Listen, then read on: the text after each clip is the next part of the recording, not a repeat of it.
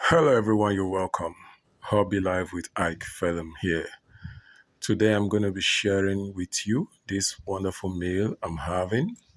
Okay, so let's go into it. We have crusted dough, we have boiled egg chopped into pieces, we have sausage beef also chopped in pieces, we have healthy herbs like the moringa leaf, we have bay leaf, we have scent leaf, we have some other African herbs all mixed in there. We have spices, garlic, ginger, turmeric, some in powder form, some chopped in cubes and pieces.